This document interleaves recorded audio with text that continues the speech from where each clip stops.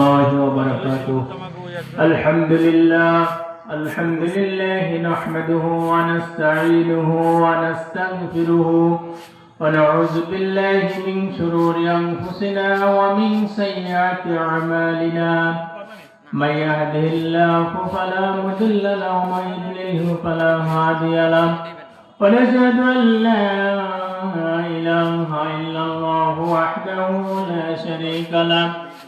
ونشهد أن سيدنا ومولانا محمدا عبده ورسوله الذي أرسله بالحق بشيرا ونذيرا وداعيا إلى الله بإذنه وسراجا منيرا.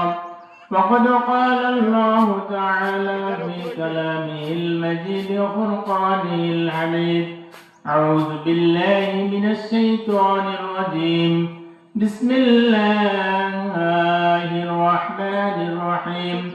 اقرأ باسم ربك الذي خلق. خلق الإنسان من علق. اقرأ وربك الأكرم الذي علم بالقلم. قال النبي صلى الله عليه وسلم: خيركم من تعلم. إن الله وملائكته يصلون على النبي يا أيها الذين آمنوا صلوا عليه وسلموا تسليما. اللهم صل على سيدنا ونبينا وشفيعنا وحبيبنا ومولانا محمد صلى الله عليه وعلى آله وصحبه وبارك وسلم.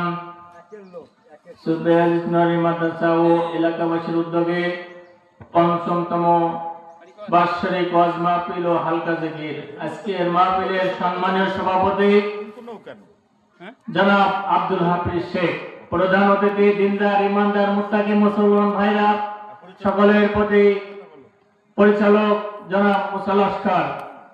আজকের মাহফিলের আপনাদের দৃষ্টি আকর্ষণ করেছি কোরআনের মাজলিসের জন্য সকলকে আহ্বান করা হচ্ছে। মাগরিবের পরে ইনশাআল্লাহ আমাদের ধারাবাহিক আলোচনা চলবে। সকলের প্রতি আবারও বিনয়ের সহিত আবেদন করছি, আমরা মাগরিবের নামাজ পড়ে সকলে কোরআনের মাজলিসে চলে আসবো ইনশাআল্লাহ।